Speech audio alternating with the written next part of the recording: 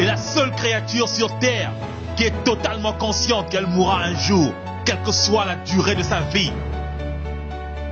Mais nous n'aimons pas parler de cette vérité. Quand on parle de la mort ou de l'enfer, les gens ont tendance à éviter ou à changer de sujet, comme ils changent les chaînes sur leur poste de téléviseur. La vérité, c'est que la mort est toujours à notre portée. Chaque heure, 6461 personnes meurent dans le monde. Et vous et moi pouvons être les prochains sur la liste. C'est pour cela que nous devons explorer ce sujet. Que se passe-t-il lorsqu'on meurt? Certains diront que c'est la fin de l'existence. Oui, plus rien. D'autres diront qu'ils se réincarneront en d'autres créatures. Et d'autres pensent qu'ils se transformeront en une sorte d'énergie cosmique. Mais que se passerait-il si vous aviez tort? La Bible dit dans Hébreux 9, 27, il est réservé aux hommes de mourir une seule fois, après quoi le jugement. Saviez-vous que nous serons jugés selon le genre de vie que nous avons choisi de mener? N'oubliez pas, lorsqu'on parle de jugement, on juge toujours en fonction d'une loi. Et Dieu nous a donné ses lois. Mais nous vivons comme s'il n'avait pas donné de loi. Après la mort, il n'y a que deux options. Le royaume des cieux ou l'enfer. Ceci peut vous paraître étrange. Mais d'après la Bible, la plupart des gens vont en enfer. Les voleurs, les tueurs, les adultères, les prêtres, les pédophiles, les pasteurs, les homosexuels, les chrétiens, les juifs, les musulmans, les bouddhistes, les fornicateurs, les stars de musique, les envieux, ceux qui sont incapables d'aimer ou de pardonner, et la liste continue. Jésus-Christ, de son vrai nom, Yeshua HaMashiach, notre Seigneur et Sauveur, nous a dit lui-même que la plupart des gens vont en enfer. En effet, dans Matthieu 7, 13 à 14, Yeshua dit: entrez par la porte étroite, car large est leur porte, spacieux est le chemin qui mène à la perdition. Et il y en a beaucoup qui entrent par là. Mais étroite est la porte, resserré le chemin qui mène à la vie. Et il y en a peu qui les trouvent. Il y en a peu qui les trouvent. Il y en a peu qui les trouvent. Qu'est-ce que cela veut dire? Cela veut dire que nous avons défini notre salut selon notre propre standard et non selon le standard et la norme établie par Dieu. Car entrer par la porte étroite et marcher sur le chemin resserré demande beaucoup de discipline spirituelle et physique. Ce n'est pas en vivant dans la médisance, le mensonge, l'ivrognerie, la fornication, l'idolâtrie des musiciens de ce monde corrompu que vous rentrerez par la porte étroite et que vous marcherez sur le chemin resserré. Nous faisons parfois les choses pour plaire aux hommes, afin d'attirer les honneurs les uns des autres. Parfois nous pensons que parce que nous vivons une vie paisible et calme, ou parce que nous donnons de l'argent aux œuvres de charité ou à une église, que nous avons un ticket pour le royaume des cieux. Ces actions ne sont pas suffisantes. Et aussi, votre appartenance à une église ne vous sauvera pas non plus. Ce que Yeshua, notre Seigneur et Sauveur, attend de nous, c'est l'abandon total de notre vie à lui. Comme lui-même s'est abandonné totalement au Père Céleste à la croix pour nous sauver des flammes de l'enfer. Yeshua, celui que beaucoup appellent Jésus, a été clair sur le fait que même si vous utilisez son nom pour faire des œuvres grandioses, il n'en demeure pas moins que c'est seulement par l'obéissance à la volonté de son Père, Yahuwah, que nous obtiendrons le salut de nos âmes. Dans Matthieu 7, 21 à 23, Yeshua nous dit: ceux qui me disent Seigneur, Seigneur n'entreront pas tous dans le royaume des cieux, mais celui-là seul qui fait la volonté de mon Père qui est dans les cieux. Plusieurs me diront en ce jour-là, Seigneur, Seigneur, n'avons-nous pas prophétisé par ton nom? N'avons-nous pas chassé les démons par ton nom? Et n'avons-nous pas fait beaucoup de miracles par ton nom? Je leur dirai ouvertement, je ne vous ai jamais connu. Retirez-vous de moi, vous qui commettez l'iniquité. Yeshua est furieux contre ceux qui commettent l'iniquité. Mais qu'est-ce que l'iniquité? Il faut préciser que dans toute la Bible, le mot iniquité ou anomia en grec est toujours traduit comme la transgression de la Torah. La condition de celui qui est sans loi devant Dieu. Le mépris ou la violation de la loi de Dieu. Si vous relisez Matthieu 7, 21 à 23, vous comprendrez que Yeshua lance une mise en garde à l'égard de ceux qui vivent sans la loi de Dieu ou qui la transgressent, mais cependant pensent qu'ils sont les serviteurs du Seigneur parce qu'ils font des miracles ou parce qu'ils prophétisent. La Bible nous dit que c'est à cause de nos transgressions de la loi divine que le Messie est mort. Efforçons-nous donc de ne plus pécher. Il faut rappeler au passage que 1 Jean 3, 4 nous dit « Le péché c'est la transgression de la Torah ». Alors, ne transgressons plus la Torah ou les commandements de Dieu. L'apôtre Jean a aussi enseigné que nous devons garder les commandements de Dieu. C'est là l'objet de notre foi en Yeshua.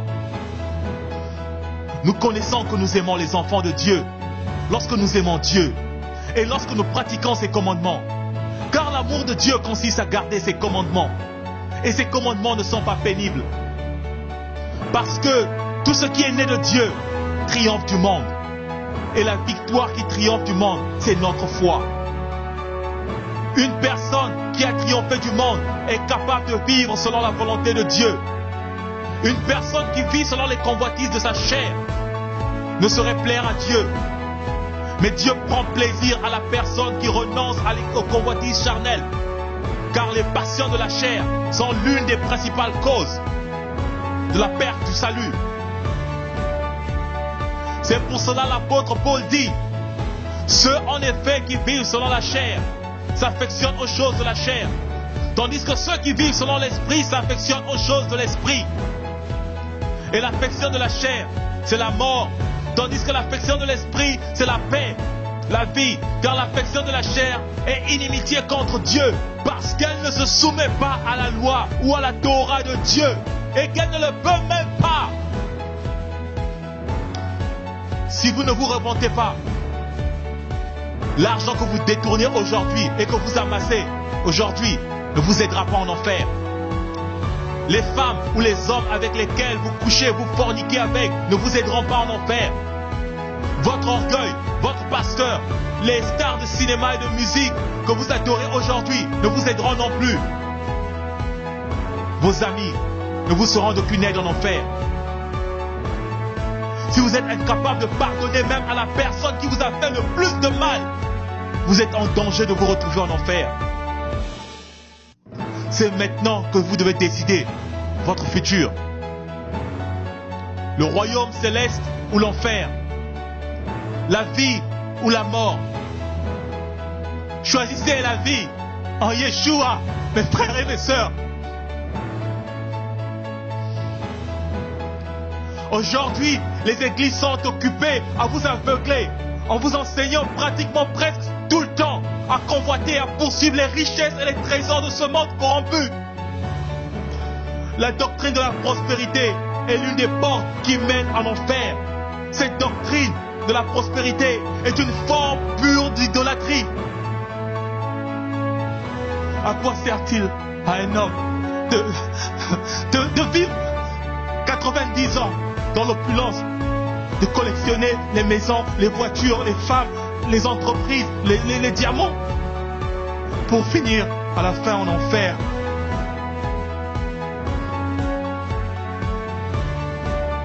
Yeshua, notre Seigneur, a dit, cherchez premièrement le royaume des cieux et sa justice. Et toutes ces choses vous seront données par-dessus.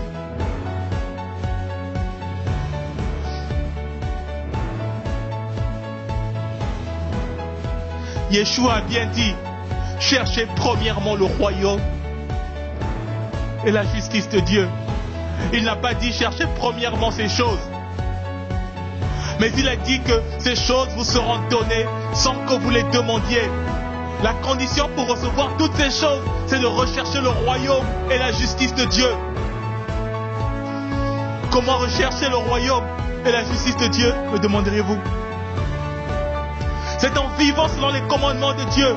C'est en détruisant chaque jour qui passe le péché dans notre vie.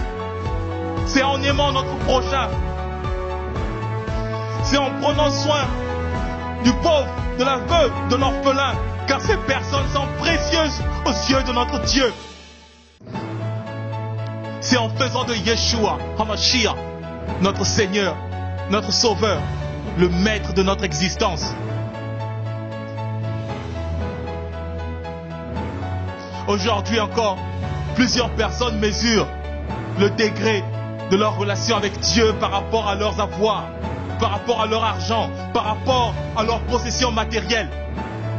Souvenez-vous que le diable aussi avait offert des bénédictions et la gloire à notre Seigneur Yeshua. Ce n'est pas parce que vous avez un bon travail, une belle maison, une belle voiture, que Elohim est forcément l'auteur de ces bénédictions. Ce n'est pas parce que votre entreprise prospère que c'est forcément la bénédiction de l'Éternel.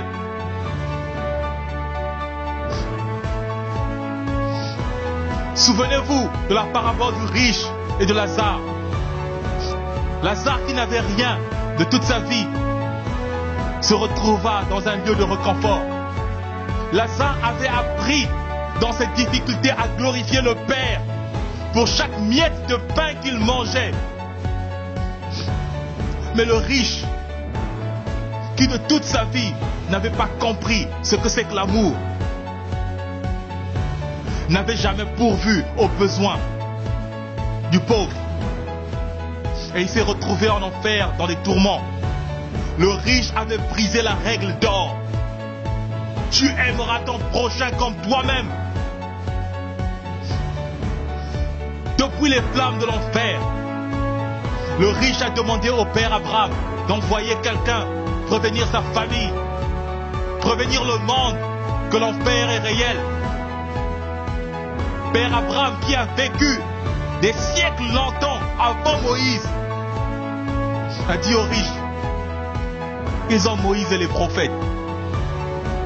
S'ils n'écoutent pas Moïse ou les prophètes, ils ne se laisseront convaincre. Même si une personne d'entre les morts revenait pour leur parler de ces choses.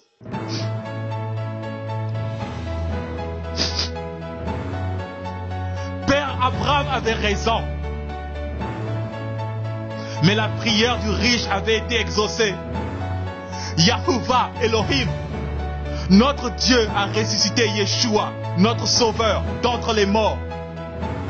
Qu'est-ce que Yeshua a dit à ses disciples avant son ascension?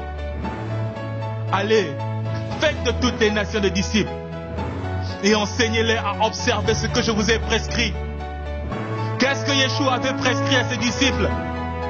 Il a dit à ses disciples, ne suivez pas les pharisiens qui marchent selon leur tradition, mais suivez la loi que mon Père a donnée à Moïse. Suivez ce que disent les prophètes. Lisez bien votre Bible.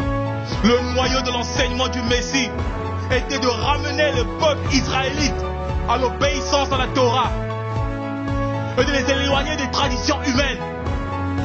Mais aujourd'hui encore, beaucoup d'églises enseignent l'iniquité en disant que la loi de Moïse et les prophètes ne sont plus valides. Mais Yeshua